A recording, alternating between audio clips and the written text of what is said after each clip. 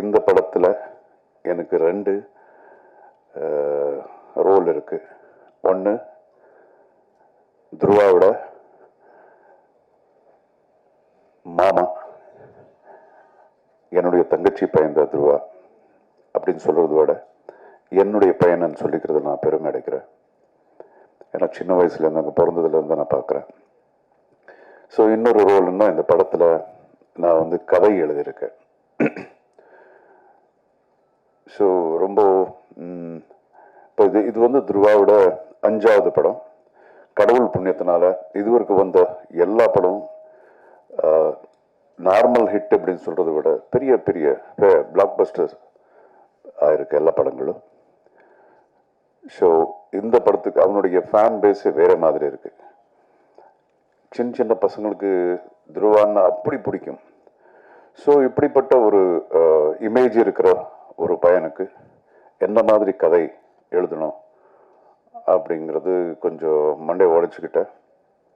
So நிச்சயமாக நான் இதுவரைக்கும் கமர்ஷியல் படங்கள் நிறைய டைரக்டும் பண்ணியிருக்கேன், எழுதியிருக்கேன். இது வந்து ரொம்ப வித்தியாசமான ஒரு கமர்ஷியல் பிக்சர். இது நீங்கள் பார்த்தீங்கன்னா நிறைய ட்விஸ்ட் அண்ட் டர்ன்ஸ் இருக்கும். ஸ்க்ரீன் பிளேயே வேறு புதுசாக ஒன்று ட்ரை பண்ணியிருக்கோம். அப்புறம் எல்லாத்துக்கும் கூட பெரிய இந்த படத்தில் ஒரு பெரிய ஹீரோன்னா என்னுடைய ப்ரொடியூசர் தான். எனக்கு தெரிஞ்சு ஒரு 125 கோடியாவது இந்த படத்துக்கு செலவு பண்ணியிருப்பாங்க. அதுக்கு மேலே எவ்வளோ இருக்குன்னு எனக்கு தெரியாது. அந்த அளவுக்கு ஒரு ஒரு குவாலிட்டிக்காக என்ன வேணாலும் நம்ம பண்ணலாம் அப்படின்னு அவருடைய என்ன சொல்லுவாங்க, ஒரு படத்துக்கு இவ்வளோதான் பண்ணணும் அப்படின்னு இருந்தாலும் அதை விட ஜாஸ்தி இந்த படத்துக்கு செலவு பண்ணியிருக்காரு. ஸோ நிச்சயமாக இது மக்களுக்கு 100% ரொம்ப பிடிக்கும் அப்படிங்கிற நம்பிக்கை இருக்குது. ஒரு கான்ஃபிடென்ஸோடு நான் சொல்கிறேன். இதுக்கு முன்னாடி துருவா ஆக்ட் பண்ண படம் செம திமிருன்னு சொல்லிட்டு இங்கே டப்பாய் ரிலீஸ் ஆச்சு. அந்த படம் கூட ஓரளவுக்கு நல்ல பேர். துருவா யார் அப்படிங்கிறது அந்த படத்தில் கொஞ்சம் ரெஜிஸ்டர் ஆகிடுச்சு நம்ம தமிழ் மக்களுக்கு. ஸோ நிச்சயமாக இந்த படம் நெக்ஸ்ட் லெவலில் இருக்கும். ஸோ உங்களுடைய ஆதரவு, அன்பு நிச்சயமாக இந்த மார்ட்டின் டீம் மேலே இருக்கணும். அதுக்கப்புறம் வைபவி இங்கே உட்காந்துருக்காங்க. அவங்களும் இந்த படத்தில் தான் இன்ட்ரடியூஸ் பண்ணப்பட்டிருக்கு. So I welcome you to the Tamil industry Vaibhavi. All the best. So ரொம்ப நல்லா நடிச்சிருக்காங்க. நான் படம் பார்த்துட்டேன். அண்ட் இப்போ இந்த 3ஆம் தேதி வந்து ஒரு சாங், இப்போ நீங்கள் பார்த்த சாங் வந்து ரிலீஸ் ஆக போகுது.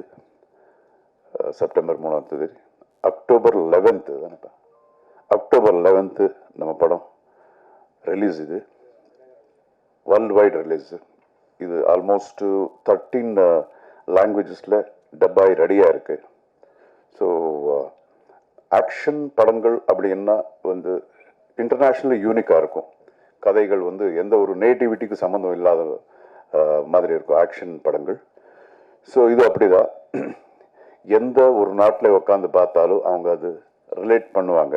அந்த மாதிரி ஒரு ஆக்ஷன் ஓரியன்ட் பிக்சர்.